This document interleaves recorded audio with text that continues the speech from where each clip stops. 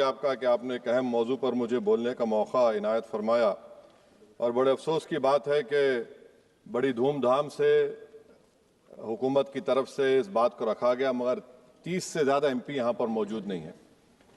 Madam, पहले तो मैं वज़ीर आज़म की इस बात की मजम्मत करता हूँ और उनको बताना चाहूँगा कि जिना के बारे में उन्होंने जो कहा था, हम तो जिना के सख्त मुखालिफ है, इसलिए भारत को अपना वतन माने, मगर 42 में आपके प्यारे वीर और जिना की पार्टी ने नॉर्थ वेस्ट फ्रंटियर, सिंध और बंगाल में मिलकर हुकूमत चलाई और उस हुकूमत ने 1.5 लाख हिंदू और मुसलमानों को अंग्रेजों की फौज में शामिल कराया ताकि वो लड़े।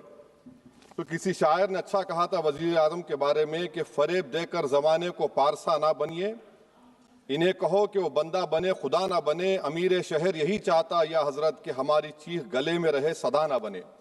दूसरी बात मैडम, हमारे वजीर दिफा जनाब राजनाथ सिंह साहब ने बड़ा ही अजीब व गरीब और तकलीफ दे बात कही उम्मुल मोमिनीन के बारे में और उम्मुल किताब के बारे में। उम्मुल मोमिनीन उनको कहते हैं जो हमारे प्रॉफिट मोहम्मद सल्लल्लाहु अलैहि वसल्लम की वाइफ हैं, वो हम तमाम मुसलमानों की माँ, हम उनको तस्वुर करते हैं, मगर हम उनकी इबादत नहीं करते, हम अपनी माँ की इबादत नहीं करते। उम्मुल किताब कुरान है, हम कुरान की इबादत नहीं करते, कुरान अल्लाह का बिजावा कलाम है। तो उसके बारे में शायर ने अच्छा कहा कि खबर नहीं जिन्हें अपने दीन व मजहब की, हमें वो दीन का मतलब सिखाने निकले हैं। अहम बात यह है कि मैडम, हमारे मुल्क का आइन का इस लफ्ज से आगाज होता है वी द पीपल। इसका आगाज भारत माता के नाम से नहीं होता है।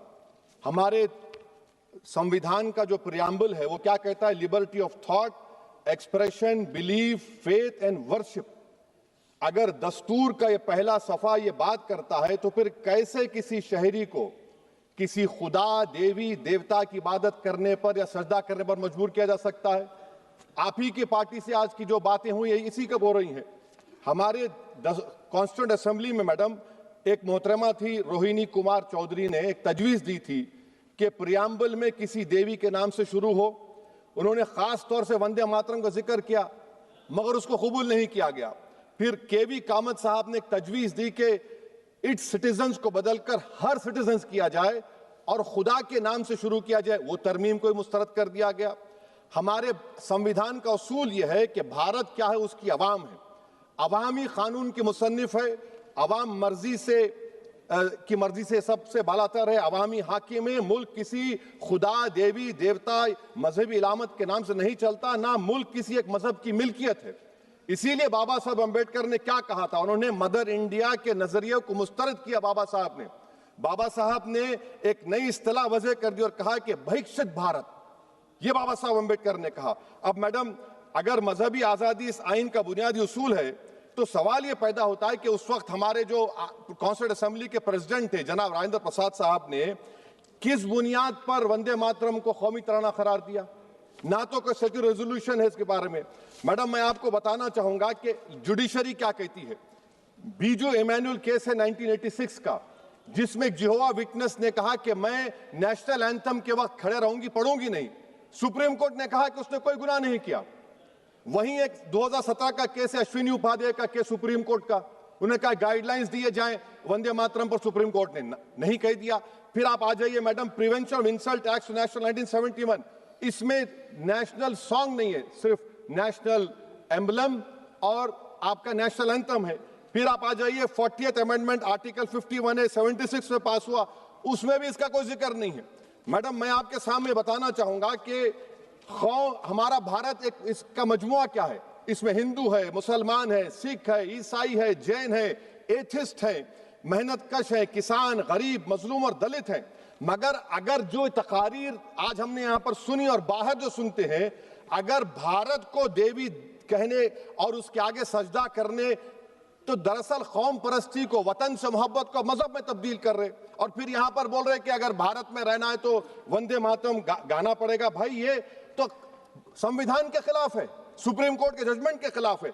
अगर वंदे मातरम मैडम कौमियत का मियार है तो फिर सवाल ये है कि हजरत मोहानी की कौमियत क्या थी जिसने इनकलाब जिंदाबाद का नारा दिया? अगर यूसुफ मेहर अली ने quit India, Simon go back का नारा दिया तो उसकी कौमियत क्या थी? अगर हैदराबाद से मौलवी अलाउद्दीन जो मक्का मस्जिद का पहला मुजरिम है काला पानी में, और तूरेबाज खान जो मारकर लाश को लटका दिया गया था हैदराबाद में 8 दिन तक, उसकी कौमियत क्या थी? अगर इनायतुल्लाह काफी जो जिहाद का फतवा अंग्रेजों के खिलाफ दिया मुरादाबाद में, जब उनको 2 दिन में फांसी की सजा दी गई, और जब फांसी की सजा के वो जा रहे हैं तो इनायतुल्लाह मौलाना काफी की जबान पर क्या था? वो रसूलुल्लाह हमारे प्रॉफिट की नात पढ़ रहे थे। क्या पढ़ रहे थे? कोई गुल बाकी रहेगा ना चमन रह जाएगा, पर रसूलुल्लाह का दीन हसन रह जाएगा। तो उनकी कौमियत क्या थी? माल्टा की जेल में महमूदुल हसन, हुसैन अहमद मदनी 6 महीने माल्टा की जेल की ग्राउंड में पड़े रहे, उनकी कौमियत क्या थी? अल्लामा फजल खैराबादी का वो सेल काला पानी का पुकार पुकार कर से पूछ रहा है, जो वहीं पर मर गए, खबर वहां पर है, बताओ मेरी कौमियत क्या थी? मैडम, मैं एक मुसलमान हूं, मैं इस्लाम को मानने वाला बावकार इंसान हूं, और मेरे मजहब की बुनियादी तालीम तौहीद है, ला इलाहा इल्लल्लाह, नहीं है कोई खुदा सिवा अल्लाह के। और कुरान में अल्लाह क्या बोल रहा? इय्याका नाबुदु इय्याका नस्तईन, तुम मेरी इबादत करो, मुझे मानो। मुझे कहां से मिल रहा? आर्टिकल 25 से मिल रहा है। मुझे कहां से मिल रहा है? Liberty of thought, expression, belief, faith and worship से मिल रहा है। तो इसको जोड़ना ये बहुत ही खतरनाक होगा। और हमारे प्रॉफेट मोहम्मद सल्लल्लाहु अलैहि वसल्लम जब मदीने को गए तो उन्होंने उस वतन के लिए दुआ की, कहा कि अल्लाह मदीने की मोहब्बत हमारे दिलों में और इजाफा कर दे, मक्के से ज्यादा कर दे। तो ये इस्लाम, मुसलमान होना, हमारे ईमान में मुल्क की मोहब्बत बीच में नहीं आती, और मुल्क से मोहब्बत है और रहेगी हमेशा, क्योंकि ये अजीम कुर्बानियां यहां पर शामिल है जिन्होंने जंग आजादी में हिस्सा नहीं लिया। आज अगर वो वतन की मोहब्बत का दर्ज देंगे तो बड़ा गलत होगा। मैडम, मैं आपके सामने एक चीज पढ़ूंगा। 1937 रविंद्रनाथ टैगोर ने लेटर लिखा सुभाष चंद्र बोस को, मैं सिर्फ किसी ने नहीं पढ़ा ये। क्या कहा टैगोर साहब ने? But parliament is a place of union for all religious groups and there the song can not be appropriate. When Bengali Muslims show sign of stubborn fanaticism, we regard it as intolerable. When we too copy them and make unreasonable demands, it will be self-defeating. ये मैं इसको ले करूंगा madam, आप देख लीजिए। फिर दूसरी तरफ मैडम आप आ जाइए, मैं यहाँ पर बैठकर, हाँ, जितने तकारीर यहाँ पर हुए सब जनगण मन पर तनकीद किए। तो मैडम मुझे ये कहना पड़ेगा कि जनगण मन पर आप लोग इतनी तकलीफ क्यों उठा रहे हैं? आखिर इतनी तकलीफ क्यों है?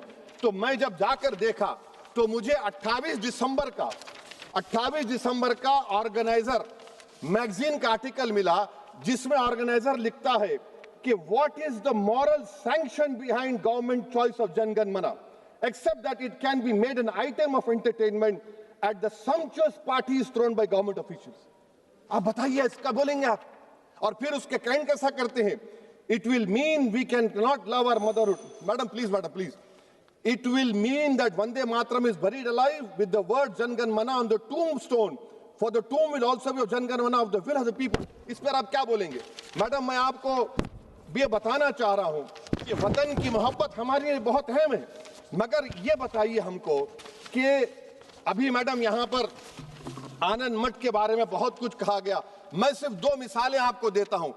आनंद मठ के पेज नंबर 70 और 80 को पढ़ लीजिए। इसके बाद सनातन जहां मुसलमानों के घर पाते थे, इन्हें आग लगा देते थे। आप पेज नंबर 98 पढ़िए, हमें सिर्फ इन मुसलमानों को जड़ से खत्म करना है क्योंकि खुदा के दुश्मन बन चुके हैं। फिर आप पेज नंबर 115-16 दीजिए, फिर मुख्तलिफ इलाकों में मुसलमानों को सदा देने के लिए भेजे जाते, जहां मुसलमान आबादी नजर आती जला दिया जाता। फिर आप देख लीजिए मैडम, सफे नंबर 120 पेज 120, बंकिम लिखते हैं कि सनातियों को मालूम नहीं था कि अंग्रेज हिंदुस्तान को निजात दिलाने वाले हैं। ये आप क्यों कर रहे हैं? अब आप मैडम, मैं आपको पेपर्स दे कर दूंगा। मैडम, भारत में हमारी आजादी इसलिए आई और बरकरार रही कि हमने मुल्क और मजहब को एक चीज नहीं बनाया। हमने ऐलान किया कि हमारी मुल्क मुख्तलिफ तबकात मज़ाहिब पर मुश्तमिल है, हमारे मुश्तरका तकदीर हमारी कौमियत का सरचश्मा है, यह खास जबान सकाफत मजहब नहीं है। अगर वंदे मातरम का मतन कौम और मजहब को एक बना देता है, अगर हम इसे टेस्ट बनाते हैं वफादारी का, तो फिर मान लीजिए कि यह गांधी, अंबेडकर, टैगोर, बोस और लाखों आजादी के सिपाहियों की सोच को छोड़कर गोडसे की सोच की हिंदू कौमी परस्ताना, मैडम खत्म कर रहा हूं, कौमी हिंदू कौम परस्ताना को इख्तियार करेंगे। मुझे वतन से बेइंतहा मोहब्बत है मैडम, और इंशाल्लाह हमेशा रहेगी, मगर बावजूद इसके कि मेरी मस्जिद, मेरी इबादत गाह, मेरे कपड़े, मेरे कारोबार पर हमले होते, मगर मैं फिर भी कहता हूं कि वतन मेरा, हर वतन को हम छोड़कर नहीं जाएंगे। मगर हुब्बुल वतनी का क्या मुतालबा है? हुब्बुल वतनी ये कहता है कि वतन से मोहब्बत है तो जुल्म को खत्म करो, गरीबी को खत्म करो, बेरोजगारी को खत्म करो, जबर का खात्मा करो, अमन का गहवारा बनाओ, पाकिस्तान की दहशतगर्दी को खत्म करो, एक्सप्लॉयटेशन को रोको, शरारत को रोको, मुल्क के खिलाफ की जाने वाली साजिश खत्म करो। मैडम, भारत एक चमन है जहां पर हर फूल को खिलना चाहिए। और अगर कोई इस फूल का अगर पूरे फूल खिलेंगे तो उसकी खुशबू से ये वतन मौतर होगा, मगर अगर इस चमन का माली ये कहेगा कि एक ही फूल खिलेगा, तो मैं जिम्मेदारी के साथ कह रहा हूं, अगर एक ही फूल खिलेगा तो वो सहरा बन जाएगा और माली माली नहीं रहेगा, वो जल्लाद कहलाएगा। तो इसीलिए मैडम हम उम्मीद करते हैं कि हुकूमत इस पर जोर जबर ना करे। मेरा राइट है, यकीनन मैं जानता हूं कि आजादी के लड़ाई में वंदे मातरम का नारा था, मगर अगर आप इसको जबर करेंगे तो ये संविधान के खिलाफ है। वफादारी का सर्टिफिकेट हमसे मत लीजिए मैडम, खत्म कर रहा हूं। वफादारी का सर्टिफिकेट हमसे मत लीजिए। आपके बुजुर्गों के कोई एक किताब में लिख के क्या लिखा है बता दीजिए, कहां पर क्या लिखा हुआ है। तो मैं मैडम मैं इस शेर पर अपनी बात को खत्म कर रहा हूं मैडम, मैं इस शेर पर अपनी बात को खत्म कर रहा हूं मैडम, मैं अपनी बात को खत्म कर देता हूं मैडम, क्योंकि आप बहुत जल्दी में हैं।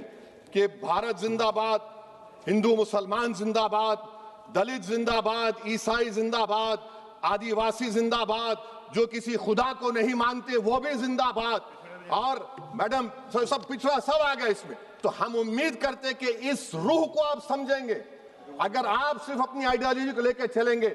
और आखिर में मैडम, जनाब बंकिम चंद्रा साहब के बारे में मैं आपके सामने डॉक्यूमेंट लेकर रहा हूं कि उन्होंने बीए का एग्जाम पास नहीं किया था, 7 मार्क्स से फेल हो गए थे, ये भी रख रहा हूं। तो आप जिसका लिटरेरी जायंट बता रहे ये नहीं है। बहुत बहुत शुक्रिया मैडम। धन्यवाद सभापति महोदया। मैं इस सदन का ध्यान